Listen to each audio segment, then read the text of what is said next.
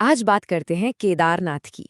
हिमालय की गोद में बसा एक ऐसा पवित्र धाम जहां अटूट आस्था और प्रकृति की विनाशकारी शक्ति दोनों एक साथ देखने को मिलती हैं।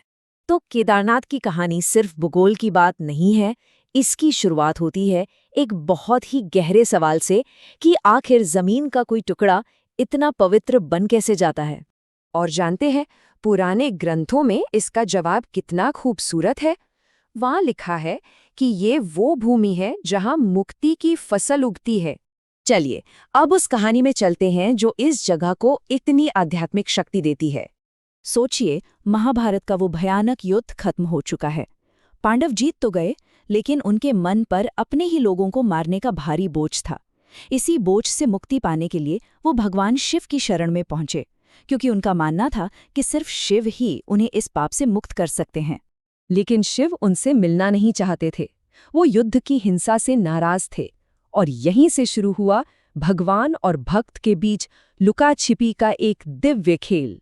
जब पांडवों ने उन्हें आखिर में ढूंढ ही लिया तो शिव ने बैल का रूप छोड़ा और उनका शरीर जमीन में समा गया। लेकिन वो गायब नहीं हुए, बल्कि 5 अलग-अलग जगहों पर फिर से प्रकट हुए। और इन्हीं 5 जगहों को आज हम पंच केदार के नाम से जानते हैं। और इन 5 में से सबसे खास है केदारनाथ।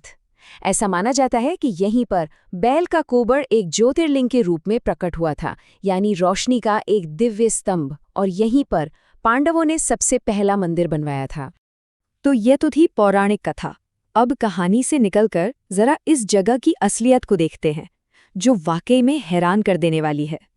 केदारनाथ कोई ऐसी वैसी जगह नहीं है। ये भारत के सबसे ऊंचे और मुश्किल तीर्थों में से एक है। जरा अंदाजा लगाइए, समुद्र तल से 3500 मीटर से भी ज्यादा की ऊंचाई पर, सचमुच बादलों के बीच बसा एक धाम। और इतनी ऊंचाई का मतलब है कि यहाँ का मौसम बहुत बहुत ज्यादा कठोर है। इतनी बर्फबारी होती है कि मंदिर के दरवाजे साल के 6 महीने बंद रहते हैं। और सिर्फ मंदिर ही नहीं, वहाँ रहने वाले लोगों को भी नीचे के इलाकों में आना पड़ता है। और ये बात तो और भी ज्यादा हैरान करती है। देखिए, यहाँ पक्के तौर पर रहने वाले लोग तो मुट्ठी भर हैं, सिर्फ 600 के करीब। लेकिन हर साल यहाँ 10 लाख से भी ज्यादा तीर्थयात्री आते हैं। ये वाकई में एक गजब का संतुलन है। एक और दिलचस्प बात जनगणना के आंकड़ों से सामने आती है। जो लोग यहाँ साल भर रहते हैं, उनमें से लगभग 99% पुरुष हैं। मतलब यहाँ का कठोर वातावरण सिर्फ जिंदगी को ही नहीं, बल्कि समाज के पूरे ढांचे को एक अलग ही शक्ल देता है। आस्था और भूगोल का यही अनोखा संगम 2013 में एक बहुत बड़ी, एक भयानक तबाही का गवाह बना। जून 2013 की वो तारीख है। सब कुछ इतनी तेजी से हुआ। पहले एक भूस्खलन, फिर ग्लेशियर की झील से पानी का सैलाब, और देखते ही देखते सब कुछ बदल गया। वो मूसलाधार बारिश और अचानक आई बाढ़, उसने केदारनाथ शहर को लगभग तबाह कर दिया। हजारों जानें चली गईं, कई लोग लापता हो गए। एक भयानक मंजर था। लेकिन उस पूरी तबाही और प्रलय के बीच कुछ ऐसा हुआ जिसे लोग आज भी चमत्कार मानते हैं। सब कुछ बह गया, सब कुछ तबाह हो गया, लेकिन मंदिर अपनी जगह पर खड़ा रहा। कैसे? हुआ ये कि एक बहुत बड़ी चट्टान न जाने कहां से आकर मंदिर के ठीक पीछे अटक गई। उसने पानी के बहाव को 2 हिस्सों में चीर दिया और मंदिर को बचा लिया। आज उस चट्टान को भीमशिला के नाम से जाना जाता है, और भक्त इसे कोई आम पत्थर नहीं, बल्कि साक्षात भगवान का भेजा हुआ रक्षक मानते हैं। उस भयानक तबाही के बाद केदारनाथ की कहानी खत्म नहीं हुई, बल्कि यहाँ से एक नई कहानी शुरू हुई। हिम्मत की, वापसी की और एक नए निर्माण की।